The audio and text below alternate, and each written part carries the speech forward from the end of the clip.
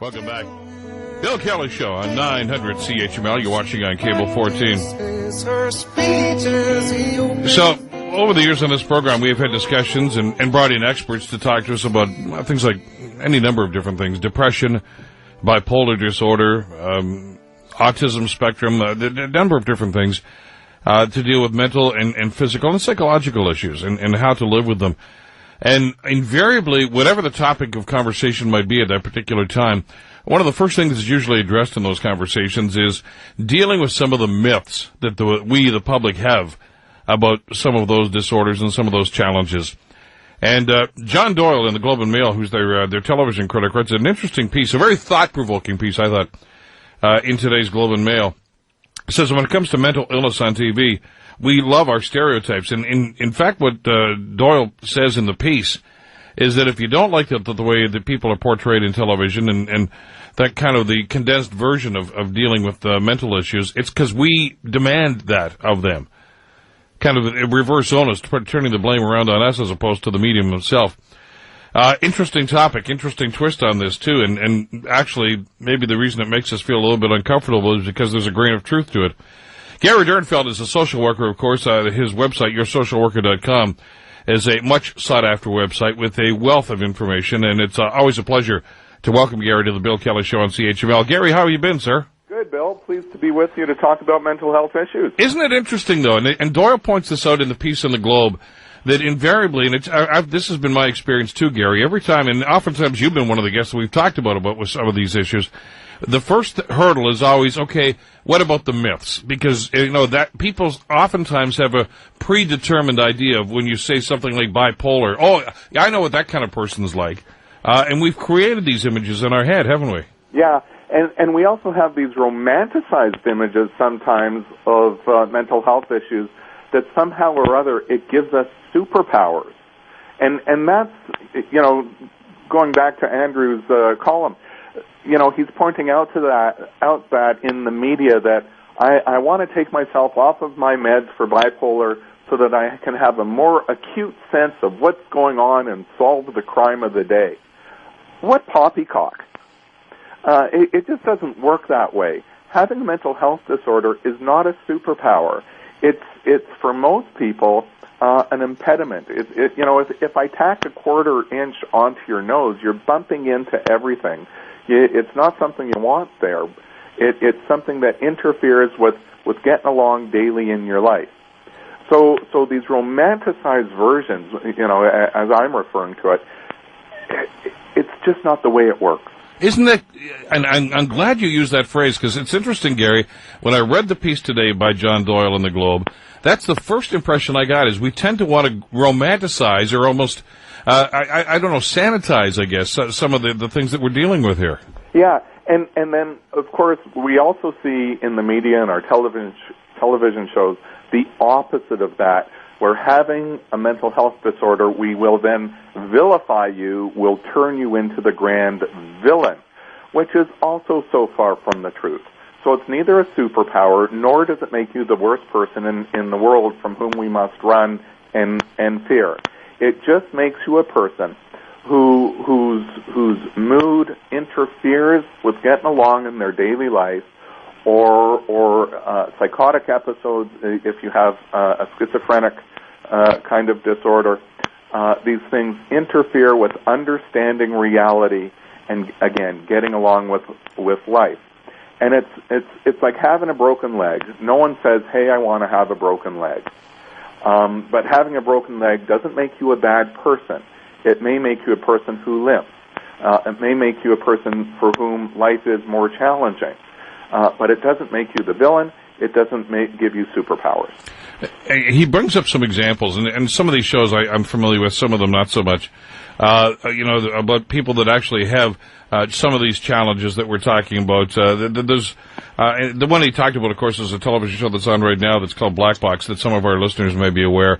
The other was Monk, of course, in which the main character, played by a very good actor, actually has obsessive compulsive disorder. And it's that degree of obsessiveness that helps him zero in on the case to solve the crime.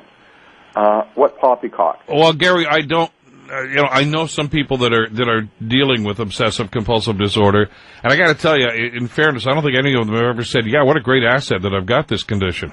Exactly, and so when we look at mental health disorders, we want to have a degree of compassion, empathy, concern, and we want to offer support. These are not persons who typically we need to fear. If they are going to be inadvertently destructive, typically it's to themselves because they feel so badly about their circumstance and about how their mood affects them. So if there's a sense of dangerousness, it usually is only to oneself, and these are persons who require our support. Is it because in the media world, and especially when you get into the things of television or movie dramas and things of that nature, that the people that create these characters and that write these scripts have this desire to basically put everybody into to pigeonhole them, to put into a category and say, this is what this person is all about? Well, at the end of the day, the purpose of television is to sell advertising.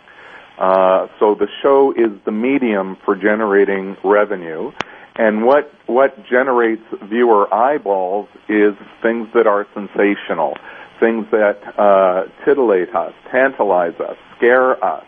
And so drama by definition, humor by definition, horror by definition, has to be exaggerated to draw our attention away from our daily grind of life, provide us some respite to that, and then hopefully sell some advertising dollars. So everything gets, in a sense, exaggerated in the medium of television. And we see that with the mental health issues. So these are over-the-top representations and very often fictitious representations of what these problems really are. Well, I'm going to give you an example. I don't know if you ever watched the television show House that was on a few years ago. Hugh Laurie, who's a brilliant actor, great actor, and I've watched his career for many, many years. So he gets hooked up, and he's on this U.S. television series now, and he's playing this American doctor. He's a British actor and does it very, very well. I think he won a truckload of Emmys during his time. But if you know the character, Gary, essentially, this is a guy who's dealing with constant pain. He's popping pills illegally, and he's got these huge, huge antisocial issues. And it's portrayed in this show almost as an endearing quality. Yes. And again, it provides him his superpower, the superpower of being able to diagnose otherwise undiagnosable illnesses in patients. And again, that's far from the truth. If anyone was popping those level of pills, we'd be slurring our speech, stumbling further, and getting into all sorts of trouble far and beyond what he does in the show. And so, again, there's this gross exaggeration of this, making him a kind of a twisted hero, but it's great television. So the challenge for the viewer is to separate enjoyable drama, great television, from reality, because this isn't reality.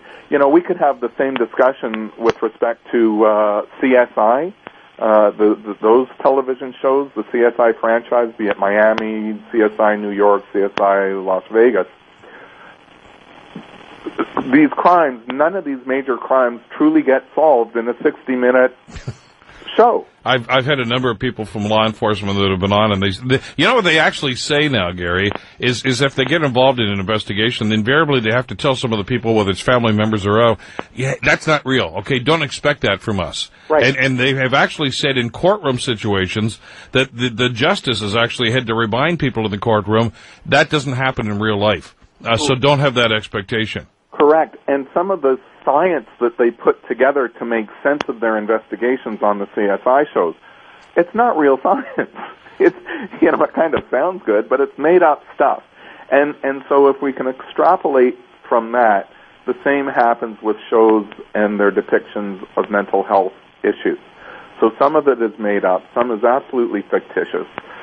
There are no superpowers, nor are these tremendous villains. So somebody is going to listen to this conversation that you and I are having right now, and they're going to say, well, so what, Kelly? What's the big deal here? So what? So they juice things up a little bit for television. The concern I think that we should have here, and I think you've talked about this a number of times, Gary, in some of the pieces.